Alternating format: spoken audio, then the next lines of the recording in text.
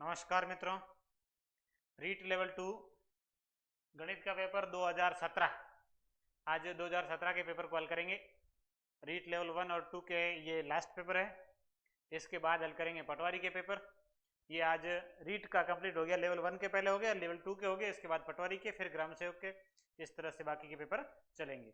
तो आज के पेपर में जो प्रश्न है, देखिए पहला प्रश्न, दो घनों के आयतनों का अनुपात 27:64 है, तो इनके पृष्ठों के क्षेत्रफलों का अनुपात क्या होगा। मतलब आयतन का अनुपात दिया है, क्षेत्रफल का अनुपात ज्ञात करना है। आयतन से अपन भुजा ज्ञात कर सकते हैं, भुजा से अपन क्षेत्रफल ज्ञात कर सकते हैं। आयतनों का अनुपात है 27:64 और आयतन होता है भुजा क्यूब। घन का आयतन भुजा क्यूब, मतलब भुजा का क्यूब किया हुआ। भुजा ज्ञात करेंगे तो 27 से भुजा आएगी 3 और 64 से भुजा आएगी 4। 3:4 घनमूल कर लीजिए। 3 का घन 27, 4 का घन 64, मतलब आपस घनमूल करेंगे। 27 का घनमूल 3 और 64 का घनमूल 4। ये भुजाओं का अनुपात 3:4। क्षेत्रफल भुजा स्क्वायर, 3 का स्क्वायर 9 और 4 का स्क्वायर 16। ये क्षेत्रफलों का अनुपात। क्षेत्रफलों का अनुपात स्क्वायर, 3 का स्क्वायर 9 और 4 का स्क्वायर 16। अब इसमें आपको पूछा था कि इनके पृष्ठों के क्षेत्रफलों का अनुपात क्या होगा। 9:16। ऑप्शन नंबर सी इसका सही उत्तर। आयतन से भुजा और भुजा से क्षेत्रफल, इस तरीके से ये हल करना है। आसान सा प्रश्न है अनुपात से।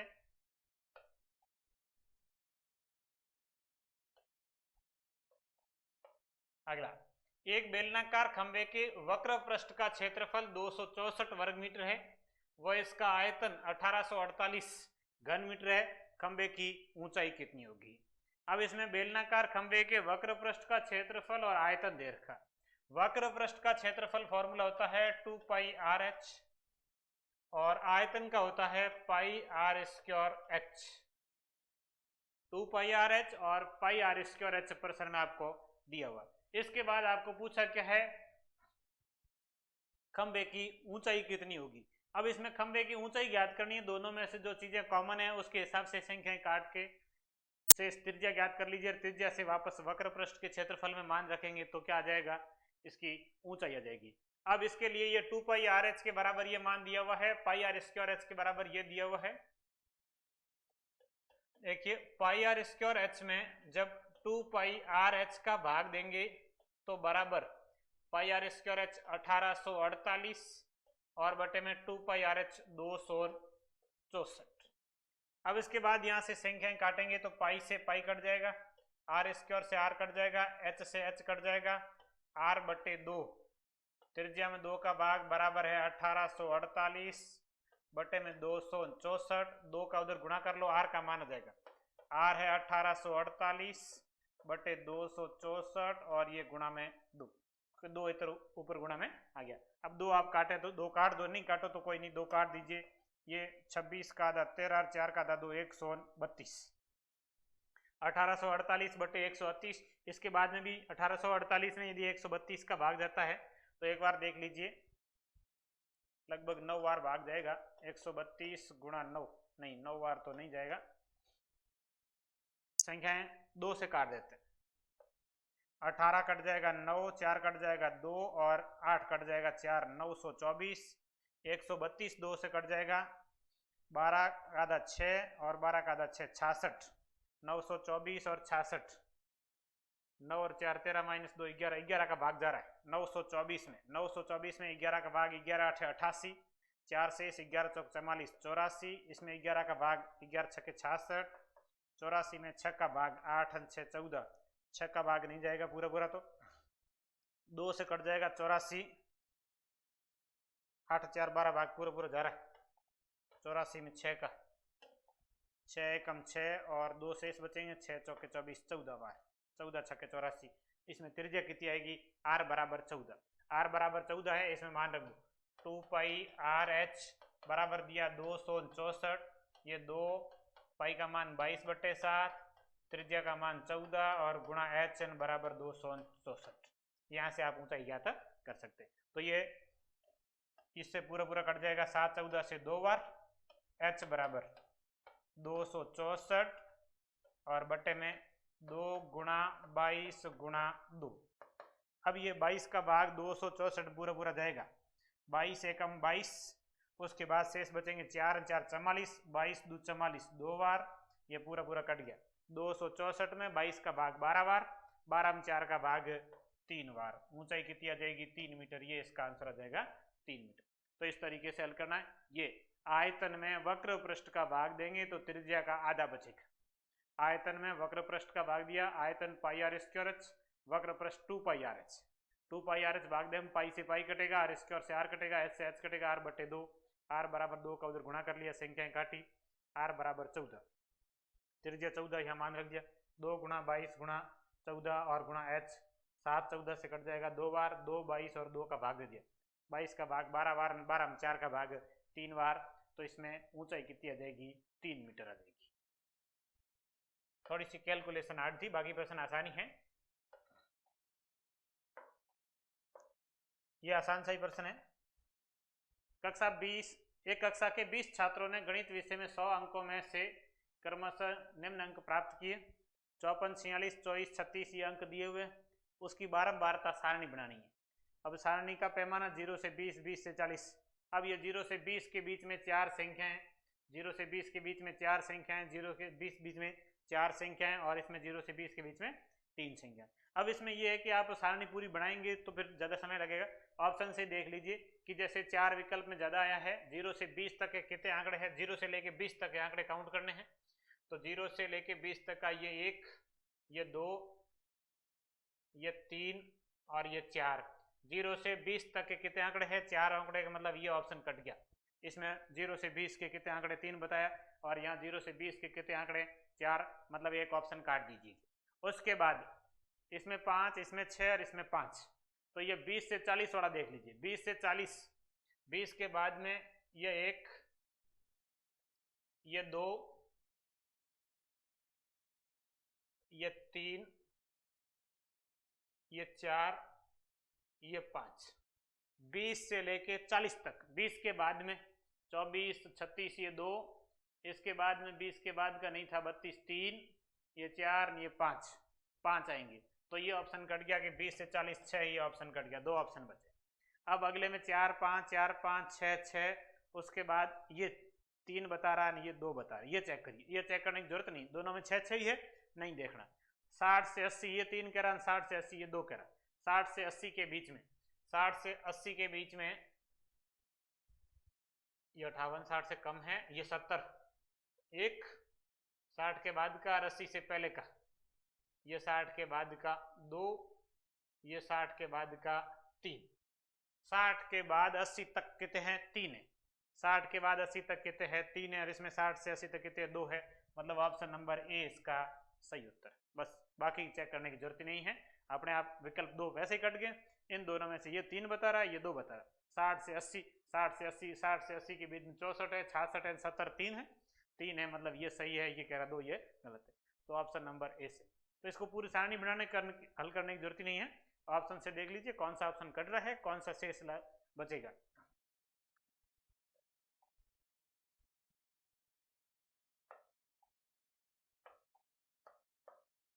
अगला प्रश्न, सीमा द्वारा कक्षा 6 की परीक्षा में हिंदी, अंग्रेजी, गणित व विज्ञान विषयों में प्राप्त किए गए अंकों का विवरण नीचे दिए गए लेखाचित्र में दिया गया है।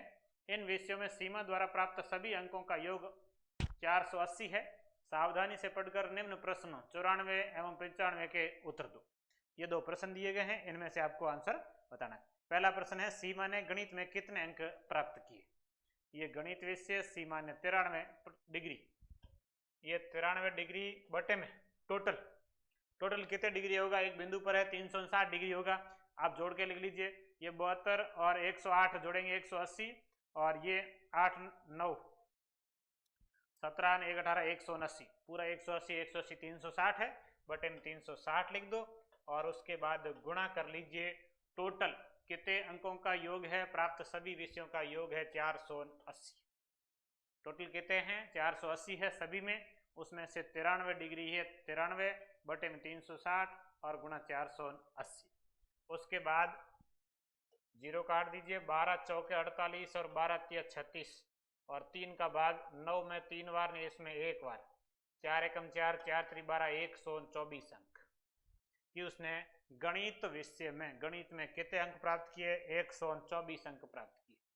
गणित का कोण बटे में टोटल कोण गुणा टोटल अंक, गणित का कोण 93 बटे में टोटल 360 गुणा कुल अंक 480 से गुणा करेंगे, ये 124 आ जाएगा।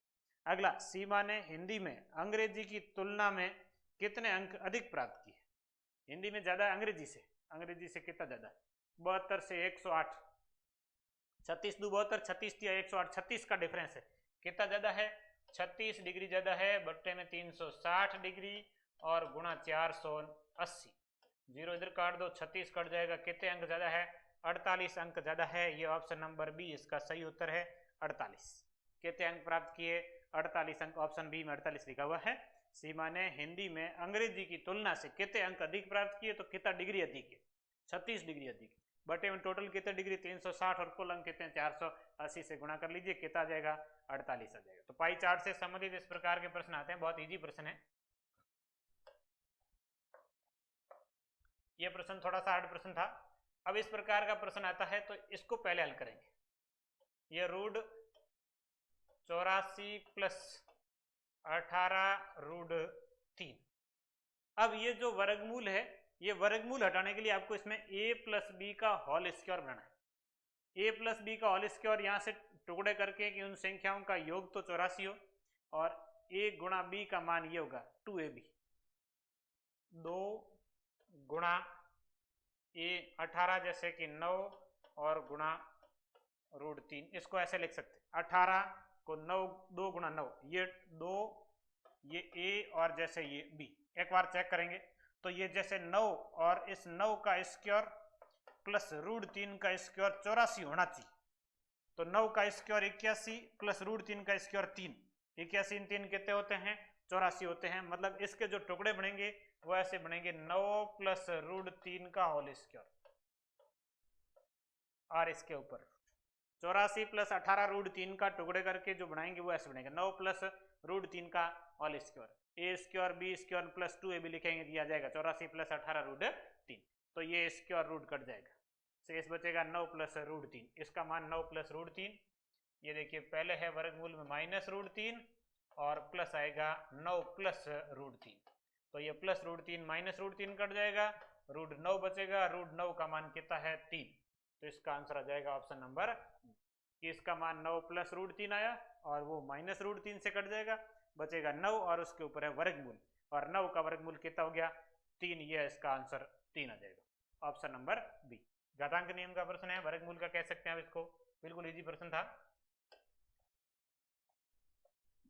ये 4 की पावर 95 कॉमन लेनी इसमें से, बस ये 4 की पावर 95 कॉमन, तो यहाँ 97 मतलब 4 की पावर 2 बची, माइनस 4 की पावर 96 1 बची और यहाँ पर 4 की पावर 0 बची और बराबर ये k गुणा 4 की पावर 95। ये है 4 की पावर 95, 4 की पावर 95 काट दो, ये 4 की पावर 95, 4 की पावर 95 कट जाएगा, बाकी ये k का मान। अब ये k का मान कितना होगा? 4 का स्क्वायर 16 माइनस 4 और प्लस 1 इक्वल्स टू k। 4 की पावर 0 का मान 1 होता है, 4 की पावर 1 का मान 4, 16 में से 4 घटाएंगे, या 16 में से 4 में से 1 घटा के 3 घटा लीजिए, 16 में से 3 घटाएंगे 13, 16 में से 4 घटाएंगे तो 12, 12 में 1 जोड़ेंगे तो 13, के बराबर कितना आ जाएगा? 13। इसका ऑप्शन नंबर सी उत्तर। 4 की पावर 95 इधर है, 4 की पावर 95 उधर कॉमन ले लो, 95 कॉमन लेंगे, 97 में 2 बचेगा, 96 में 1 बचेगा और 95 में 0 बचेगा। 4 की पावर ये बची है, 4 की पावर 2 मतलब 16, 4 की पावर 1 4, 4 की पावर 0 1, 16 में से 4 घटाए 12, 1 जोड़ेंगे तो 13, तो के बराबर कितना आ जाएगा? 13।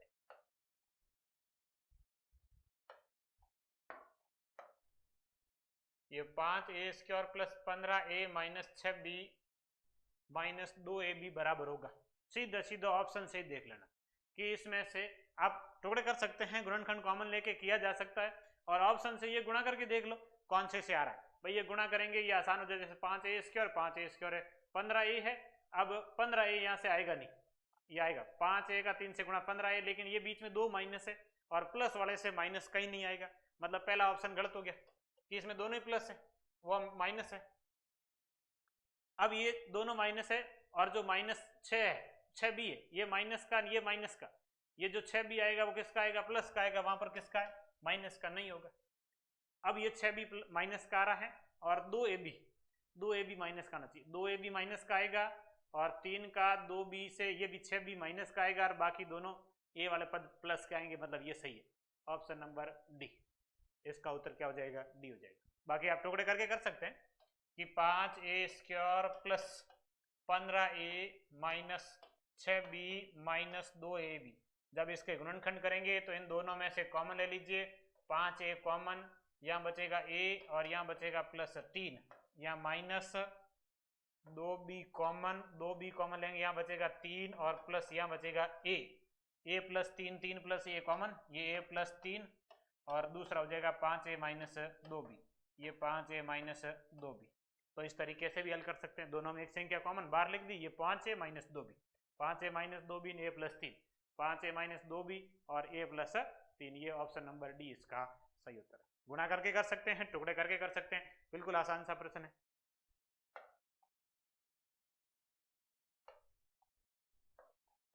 ये भी बहुत सरल है, 1 बटे घनमूल 8 बटे 1000, 8 का घनमूल 2 और 1000 का घनमूल 10, 2 बटे 10, 8 और 1000 दोनों का घनमूल करना, 8 का घनमूल 2 और 1000 का घनमूल 10 प्लस 192 में 3 का भाग 64 और 64 का घनमूल करना, ये 2 बटे 10 ऊपर चला जाएगा, 10 बटे 2 हो जाएगा और 10 बटे 2 का मतलब 5 हो गया और 64 का घनमूल हो गया 4, 5 और 4 कितने हो गए 9, ये इसका उत्तर ऑप्शन नंबर ए। बिल्कुल आसान कैलकुलेशन, 1 बटे 2 बटे 10, 10 बटे 2 हो जाएगा, एक में भाग देंगे भिन्न उल्टी, 10 बटे 2 और 10 में 2 का भाग 5 बार, 64 का घनमूल 4, 5 और 4 9, ये आंसर 9।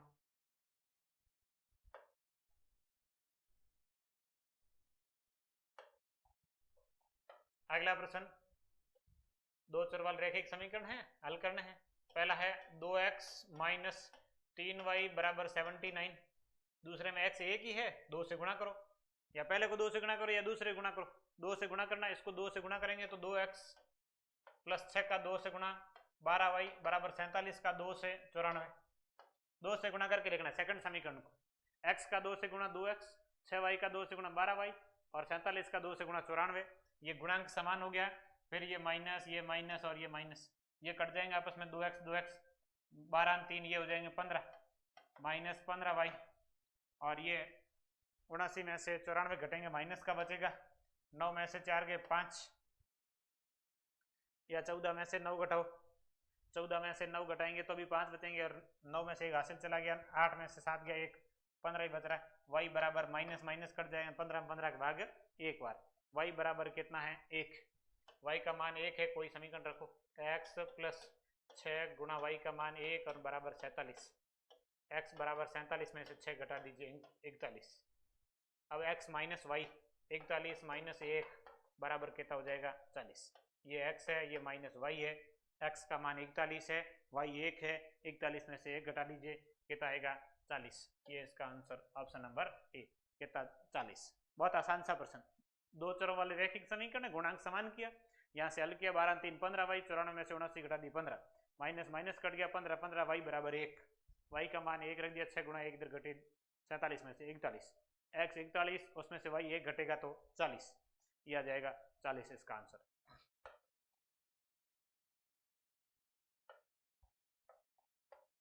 अब ये 3x प्लस 5 का होल स्क्वायर माइनस 60x, तो 3x का स्क्वायर 9x स्क्वायर प्लस 5 का square 25 minus 2ab sorry plus 2ab, 2 गुणा 3 गुणा 5, 5 गुणा 3 15 गुणा 2 30x और माइनस ये 60x, तो ये 60x 9x स्क्वायर प्लस 25, ये प्लस 30 माइनस 60 मतलब कितने बचेंगे माइनस 30, और ये a प्लस बी का होल स्क्वायर का सूत्र, ये a माइनस बी का होल स्क्वायर, माइनस 2ab लिखा है तो माइनस वाला है, प्लस 2ab लिखा प्लस का, तो ये उत्तर हो जाएगा 3x माइनस 5 का होल स्क्वायर, यही होगा 3x माइनस 5 का होल स्क्वायर, 3x माइनस 5 का whole square, option number B इसका सही उत्तर, 3x माइनस 5 का होल स्क्वायर करेंगे तो ये आएगा, और यही पूछा गया कि ये किसके बराबर होगा 3x माइनस 5 के होल स्क्वायर के बराबर। 80 का कितना परसेंट? 80, अब इसमें कुछ लिखने की संख्या के बराबर 100%। 80 का कितना परसेंट? 80 है। 80 खुद का कितने परसेंट है? 100% है। इसका आंसर कितना? 100। इसमें कोई कैलकुलेशन नहीं। एक टेलीविजन विक्रेता ने 9600 रुपए की दर से टेलीविजन बेचे, विक्रय मूल्य समान है, उनमें से एक पर 20% लाभ हुआ और दूसरे पर 20% हानि हुई, सौदे में 4% हानि होगी। ये उत्तर सी। विक्रय मूल्य समान होता है तब लाभ हानि प्रतिशत बराबर होने पर हमेशा हानि होती है। कितनी होगी? 20 से 4% होगी, 4% हानि है। क्रय मूल्य समान होता तो न लाभ न हानि। बहुत आसान सा प्रश्न है ये, रटा रटाया सभी में आता है। 4% हानि का, कई बार क्रय मूल्य समान होता न लाभ न हानि का। 20 से आता है, ये ऐसे होता है कि 20 प्लस का 20 माइनस का और इसके साथ में माइनस 20 गुणा 20/100 होता है। तो ये तो हो जाएंगे 0 और ये माइनस 0 0 कट जाएगा और कितना आ जाएगा? 4। -4 का मतलब कितने परसेंट हानि है? 4%। बाकी क्रय मूल्य ज्ञात करके दोनों का क्रय मूल्य विक्रय मूल्य वहां से हल कर सकते हैं आसानी से। 4% हानि आ जाएगी। फास्ट कैलकुलेशन करनी है तो सीधा करिए।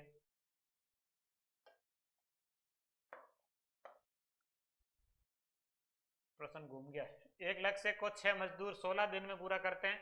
यदि ये लक्ष्य 4 दिन पूरा करना तो कितने मजदूर चाहिए? 6 मजदूर 16 दिन में एक कार्य, 4 मजदूर कितने दिन में? x दिन में एक कार्य। x का मान याद कर लो बस। 6 मजदूर 16 दिन पूरा करते हैं और 4 मजदूर x दिन में। 16 में 4 का भाग 4, 6 चौके 24, x बराबर 24 दिन। कितने दिनों में? 24, सॉरी मजदूर कितने चाहिए? तो 24 दिन 4 है। 4 दिन में 24 मजदूर और 16 दिन में 6 मजदूर। 16 छक्के 96, 24 छक्के 96 बराबर होना चाहिए, बराबर हो रहा है। कितना आ जाएगा? 24 दिन आ जाएगा।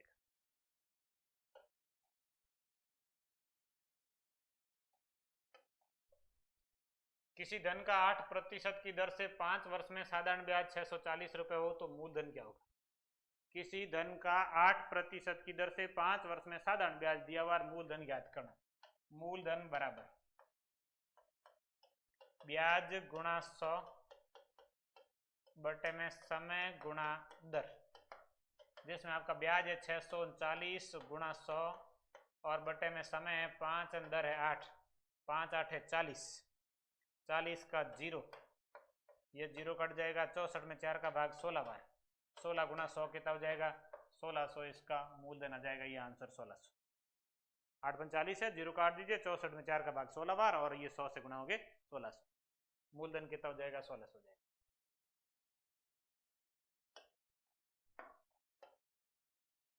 एक विश्वविद्यालय में आने वाले विद्यार्थियों की संख्या में प्रतिवर्ष 10% वृद्धि का लक्ष्य रखा गया। यदि वर्ष में 2016 में यह संख्या 1500 थी तो वर्ष 2018 में लक्ष्य पूर्ति होने पर विश्वविद्यालय में कितने विद्यार्थी होंगे? 2016 की बात हो रही है, आगे 2018 मतलब 2 वर्षों में। 2 वर्षों में कितनी? 1500 के हिसाब से प्रति वर्ष वृद्धि होती है और 1500 है, 10% की दर से वृद्धि 110/100 और दूसरे वर्ष 110/100। 2 वर्ष में 16 से 18 में जाना, 16 से 17, 17 से 18, 2 वर्ष है। 2 वर्ष में 10% के हिसाब से कितनी वृद्धि होगी? 110/100, 110/100। उसके बाद 2 0, ये 2 0, 2 0 काट दीजिए। 15 गुणा 121, 15 एकम 15 हासिल 1, 15 2 30, 1 31 हासिल 3, 15 एकम 15 3 18, 1815 ऑप्शन नंबर बी इसका सही उत्तर। ये इसका विश्वविद्यालय में कितने विद्यार्थी होंगे? 1815 होंगे 2018 में।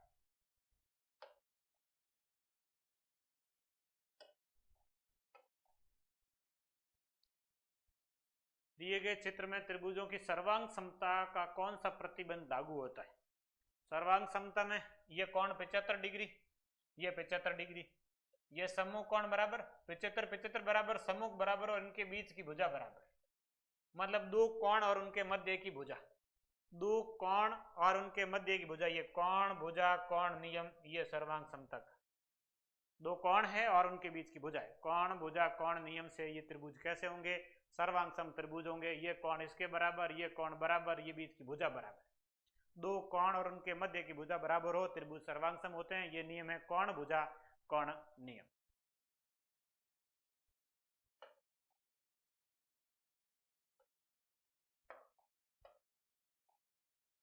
दिए गए चित्र में आसन संपूरक कोणों के संयुग्म, असमान संपूरक कोणों के संयुग्म बताने। असमान और संपूरक कोण होना चाहिए। असमान संपूरक कोण कौन कौन से, मतलब दोनों आपस में बराबर नहीं हो, और संपूरक कोण भी होना चाहिए।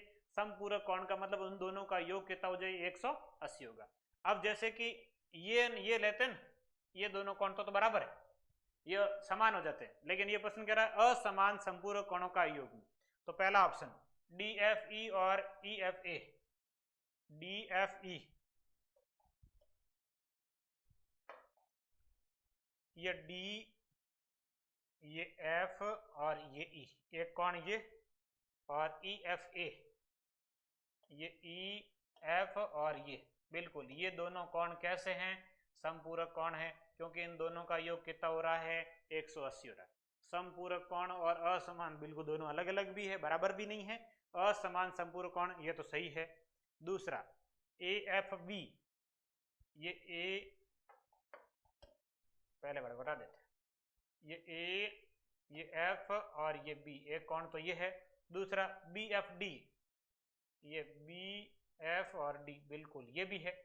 ये कोण और ये कोण भी संपूरक कोण है, बिल्कुल है, दोनों संपूरक कोण भी है और असमान है, ये भी सही है, मतलब पहला उत्तर है, दोनों ये सही है। सही युग्म बताना पहला सही है। अब दूसरे भी यदि आपको चेक करने हैं सही क्यों नहीं है, तो देखिए सेकंड DFE, ये D, ये F और ये E, DFE, उसके बाद AFB, ये AFB, बिल्कुल ये दोनों कोण आसन संपूरक, असमान संपूरक कोण नहीं होंगे, क्योंकि ये कैसे कोण है, शीर्षाभिमुख कोण है। ये जो लिखा है ये दोनों कैसे कोण है, शीर्षाभिमुख कोण है। अपने को कैसा लिखना है, असमान संपूरक कोणों का योग, संपूरक मतलब दोनों का योग 180 हो, इन दोनों का योग 180 नहीं होगा। ये कैसे कोण है, शीर्षाभिमुख है, यहाँ से अपन पता नहीं कर सकते कि इनका योग 180 होगा। तो ये ऑप्शन नंबर 2 इस तरह से गलत है। ऑप्शन नंबर 3 देखना हो, BFD और EFA, ये B, ये F और ये D, ये BFD और EFA, ये EF और ये A, वो कोण और ये कोण भी ये क्या हुए, शीर्षाभिमुख हो गए। तो ये शीर्षाभिमुख कोण भी संपूरक कोण नहीं होते। फिर ये लास्ट AFC, ये A, ये F और ये C। दूसरा DFC, ये DFC बिल्कुल संपूरक कोण है, लेकिन ये दोनों कैसे हैं, समान संपूरक कोण। प्रश्न क्या कह रहा है, असमान संपूरक कोण। ये दोनों कैसे हैं, समान संपूरक कोण, इसलिए ये भी नहीं देना है।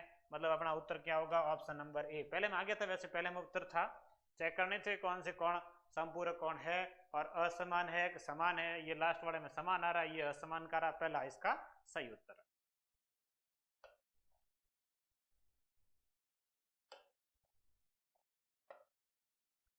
एक समलंब चतुर्भुज की दो समांतर भुजाएं क्रमशः 10 सेमी व 16 सेमी है।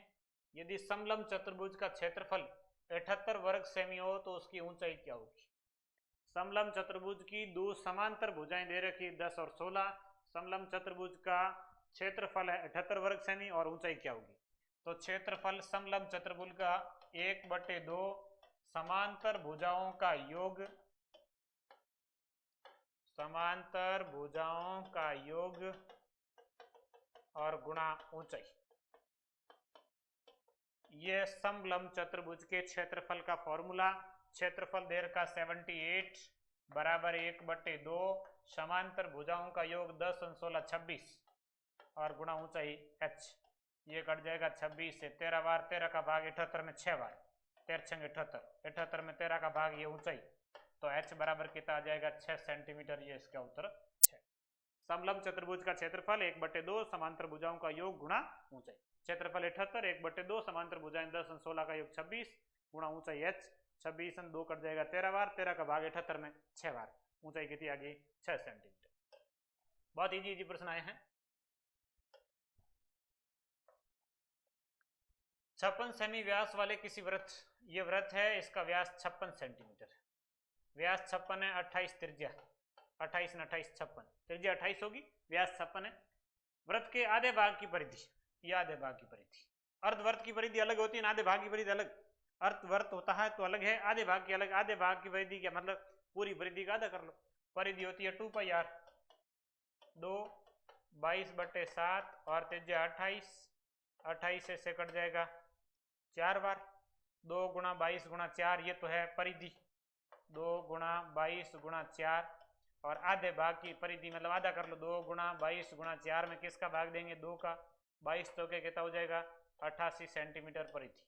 आधे भाग की परिधि कितनी होगी आधा कर लीजिए, टोटल भाग की परिधि आई है, इसमें 2 का भाग दे दो, ये 2 काट दीजिए, आधी 22 तो 88 परिधि, ये 88 सेंटीमीटर इसकी परिधि होगी आधे भाग की।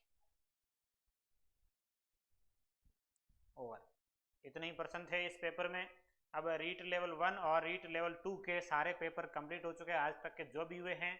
अब इसके बाद पटवार के पेपर चलेंगे और उसके बाद पटवार के बाद पेपरों के बाद अपन पढ़ेंगे ग्राम सेवक के पेपर।